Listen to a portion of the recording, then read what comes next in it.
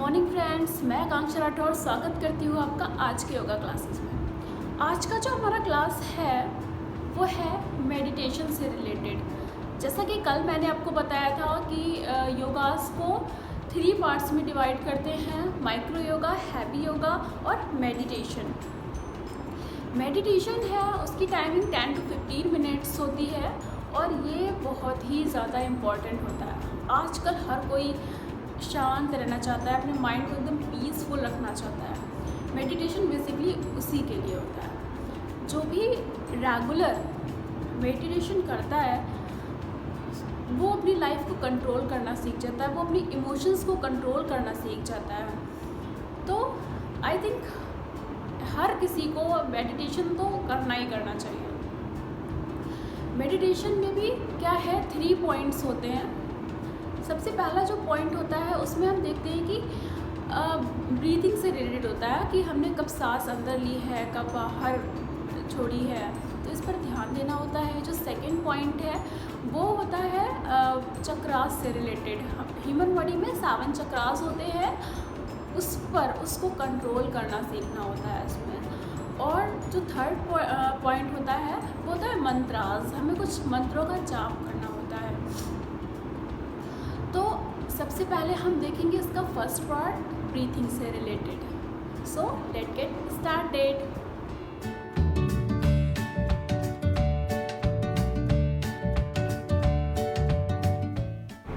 Deep breathing के लिए हम सबसे पहले पद्मासन या फिर सुखासन में बैठ जाएंगे।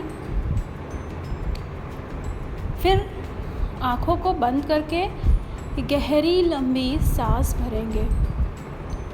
और मेडिटेशन में हमें ये ध्यान रखना होता है कि जब हम सांस को अंदर ले रहे हैं या बाहर निकाल रहे हैं तो मेरा जो ध्यान है वो सांसों पर ही रहना चाहिए कि कैसे हमारी सांसें बाहर जा रही हैं, कैसे अंदर आ रही हैं। सिर्फ यही ध्यान में रहना चाहिए। इसके अलावा कोई भी थॉट्स अगर आपके माइंड में आते हैं तो हमें उसको नेगलेक्ट कर देना है।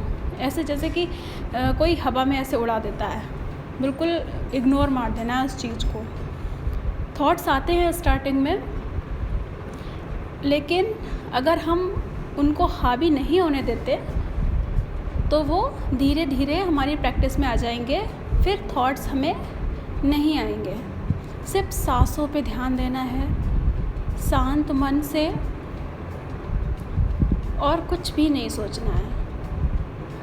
और आपको ऐसा फील होना चाहिए इस टाइम कि आप एक ऐसी जगह पर बैठे हैं जहाँ चारों तरफ मतलब प्राकृतिक चीज़ें हैं, सिर्फ नेचर, ग्रीनरी है चारों ओर, कोई भी नहीं है।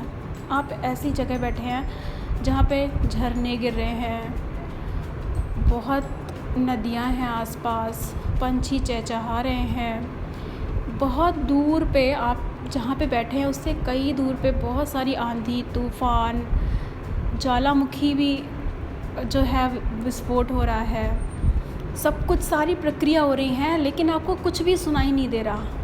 आप एकदम शांत हैं, अपनी सांसों को सिर्फ महसूस कर रहे हैं। अब आपका ध्यान सिर्फ सांसों पर है आपकी, और कुछ भी नहीं सोचना है। गहरी लंबी सांस लेते जाना है। सांस भी ऐसे लेनी है कि आपको खुद को भी सुनाई ना दे कि आप सांस ले रहे हो।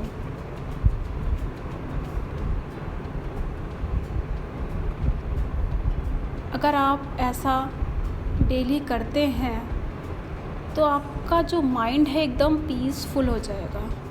पूरे दिन के लिए जो पॉजिटिव एनर्जी है वो आपके अंदर आ जाएगी और आप एनर्जेटिक रहेंगे पूरा दिन। ये था ब्रीथिंग से रिलेटेड कि हमें कैसे अपनी ब्रीथ को अंदर बाहर लेना है और अपने माइंड में कैसे थॉट्स लाने हैं, क्या करना है क्या नहीं करना है।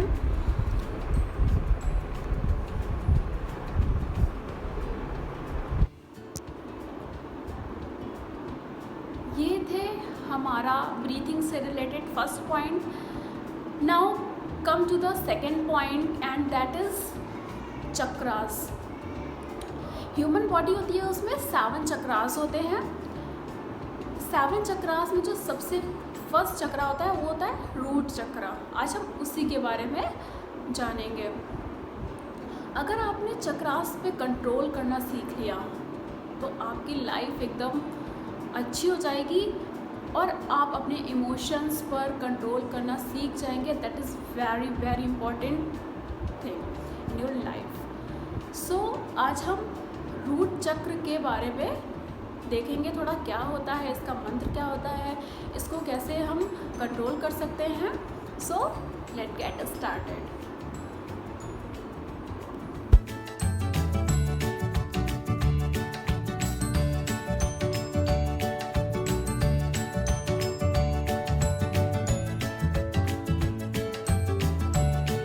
अब हम सबसे पहले चक्र के बारे में जानेंगे। जो सबसे पहला चक्र होता है वो होता है रूट चक्र। इसको हिंदी में बोलते हैं मूलाधार चक्र।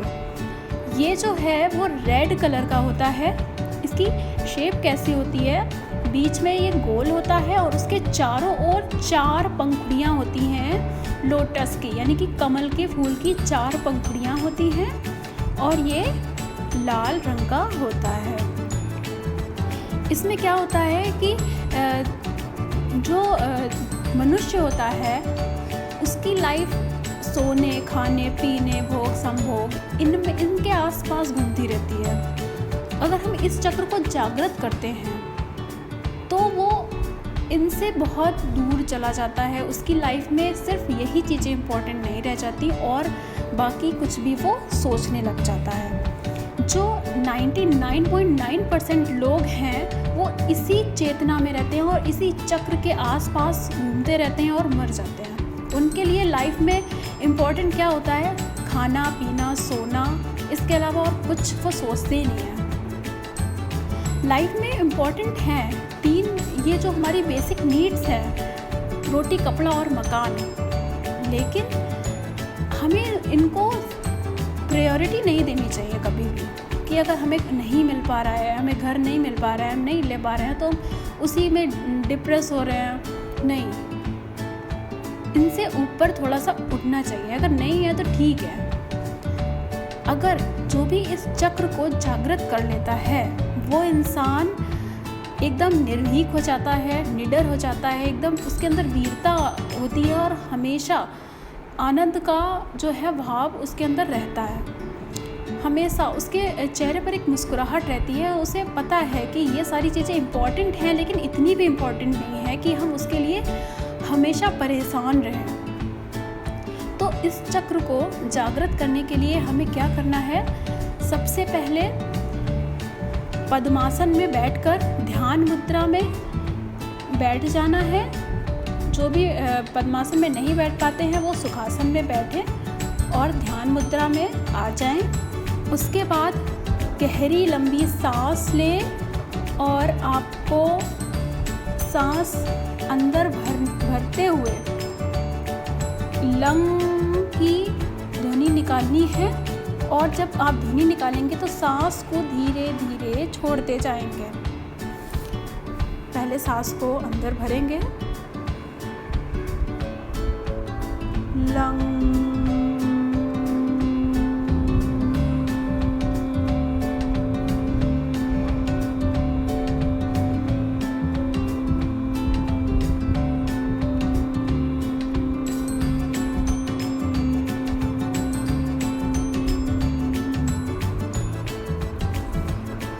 लगभग स्टार्टिंग में हम 30 सेकेंड से लेकर 60 सेकेंड तक हमें इसको करना है।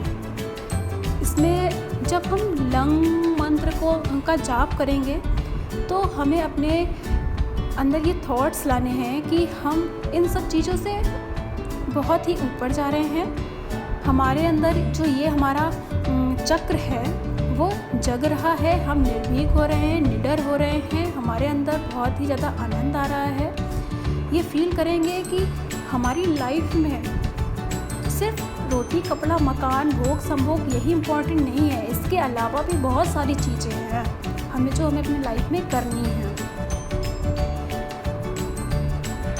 तो अगर इस चक्र को आप जागृत कर लेंगे तो आप एक स्टेप ऊपर बढ़ जाएंगे। आई होप आपको आज का ये वीडियो पसंद आया होगा। आज के लिए इतना ही। नमस्कार।